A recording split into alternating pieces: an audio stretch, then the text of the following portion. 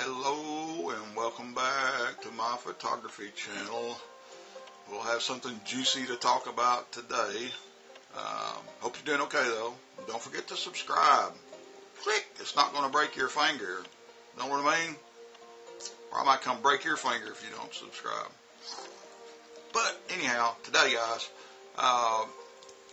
location photography, portrait sessions, whatever you want to call them. We love to do them unless you're just a studio hound, which is okay too. But we tend to take things, we tend to do things just too classic, and we don't change up what we do a whole lot. It's not mistakes, but you understand if you're going out with somebody for an hour or a 2-hour model session or just a 2-hour session period, you can't keep doing the same thing all the time. And what I'm getting at, we all love those beautiful classic portraits, subjects perfectly focused and the background's just blown out, just total, bokeified, or whatever you want to call it. And that's okay, only part of the time. You understand that? You got to include those shots because that's your subject, and you need that isolation, that subject isolation, but it's not everything. And we get really monotonous. I see tons and tons of people's photos that all look exactly alike, and that's really not good for the customer necessarily. It's not good for you as an artist because you are an artist with that camera. Don't forget that. And we go outside, we go get in the environment because we like the environment, and we need to include the environment in our photography. Why else go outside? You can just stay inside and use some backdrops and create your own environment.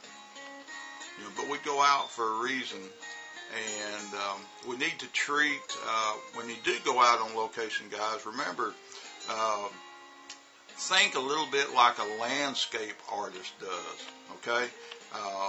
We're out there, we're out on location. What can we do to get these pictures really looking interesting? Let them tell a story, get a good full photograph that actually says something. And we need to get that mindset, think about what a landscape photographer will do, and let's include our model, our subject, and use some of these same techniques. And as we do this video, I'll be showing pictures back behind me. I'm going to get in a little box and I'll let you try to see the pictures and kind of see what I do, and you'll understand. But one thing, guys, let's get back to this basic stuff again. Just because you have a great portrait lens and it's an awesome 1.2, 1.4, 1.8, 2.8, does not mean you have to shoot every shot wide open. If not, you're going to get, all your shots are going to be kind of looking alike. Take those shots that need to be taken off and on, as you move around the location. Get those shots. Now, get those shots and let's start creating something. Let's create that story, okay? So, like, if I'm using a 70 to 200, or, well, in this case, I got my 85 millimeter. I love this lens. I'll shoot some shots. I almost never shoot at 1.8 unless I'm locked in a studio. It's too shallow a depth of field, and 1.2, 1.4, all that stuff. Guys, this is a super shallow depth of field. All you're going to really create is fuzzier ears if you go from 1.8 to 1.4. So I usually do my classic stuff at like 2.8. And that way I know I got plenty of depth of field, and my model will be good and sharp. I don't like blowing out, having sharp eyes and fuzzy ears. I just don't like that. It's not my style. So just because you have a lens that does that does not mean you have to shoot it wide open. Why else do you have f5.6 and 6.3 and 7.1 and all that, you know. All right, so learn how to use this. Now, most of my portraits, my outdoor stuff done with this 85 millimeter, and I'm using right here, I'm using APS-C, a Nikon 7200. This is my one of my main cameras, is I want to create a story. So I may shoot f4, f5.6, just so I am including the environment in the shot. Now, your subject is your subject, and that's where the good, you know, that's where you should be focused and all that. But don't forget all this heavenly wonder around, okay? You got to include that. And what I like to do, again, I'll go back to this landscape artist aspect. Look for interesting shots with something you can have as a foreground. Look for lines, anything that has lines, a trail, a road, a wall, a fence, anything like that where you can include the subject and follow lines, just like a landscape photographer does. You want to include that environment, tell a little bit of a story, okay? Now, when I was in China, I got to photograph in all kinds of really cool places.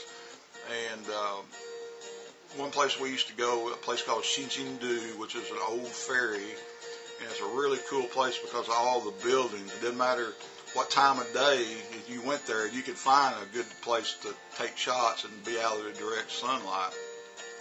And so a lot of times we might get a model, we might use a long brick wall or a wall, maybe it's a wall and a trail, you know, whatever, but we got something to use to include her and the environment and really tell a story with our photos.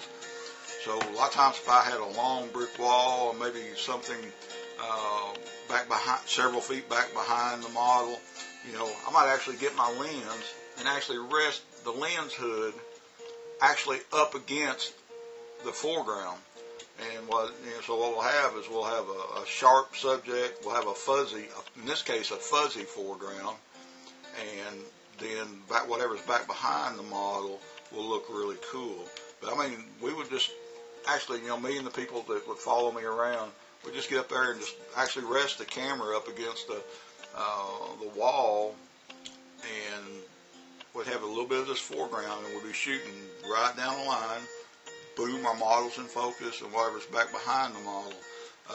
Using lines, guys, is gigantic. It's so important to use lines, and you don't have to.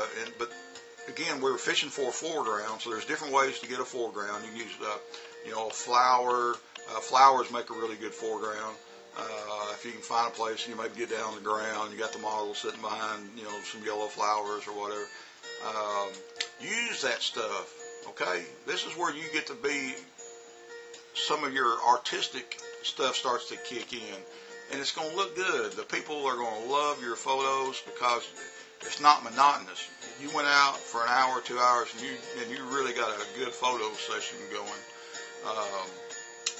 And, you know, using lines like that, I like columns of buildings. That's one thing we used to use a lot. Now you'll see some pictures of that, but columns. You know, running in a line, you know, maybe if you have a wide angle lens, you know, if they're on a real cool looking pebble sidewalk or something like that, you can include a full body shot, you know, running, you know, it's running around in a line. All these things are really good for photography, but think about and get out and do this today, or as soon as you can, go out and play with the kids or whatever. Look for tree lines, like I said, buildings, down a water's edge. Look for something that you could use as a foreground, if it's a tree blown over, anything like that, and start practicing that. Bring in this landscape mentality and add it to your portraiture, okay? So just something to think about. Like I said, I'm going to show, as you see this video, I'll let you see some of the stuff that I've taken, and you'll kind of understand what I mean. But anyhow, break your shots up and don't make them all look the same. And also, another point for these shots like this, if you're in a place that has a lot of people, wait until the people get out of the way. Never shoot with, unless you're shooting a crowd on purpose. Try not to include people in your background, trash cans. You want the clean, pristine, interesting photo. And if you're shooting, and I've done it before, and I take the shot and I look, I say, oh man, there's a trash can. Ugh. So I have to go out, and usually I'll use a clone tool or something, and I can clone the trash can out. But be real aware of that environment. I urge you to go out and pre-scout a location and think about those places that you can shoot instead of just helter-skelter when you get there. But anyhow, get out and have some fun today and change up those photos. Don't make them all look the same, okay? And practice, with your different lenses. F4 on a 200 millimeter lens looks a little different than F4 on an 85. But find something that will tell the story, will make your pictures interesting, and you'll be that much better for it. So have a great day, and we'll talk to you later, okay? Bye-bye.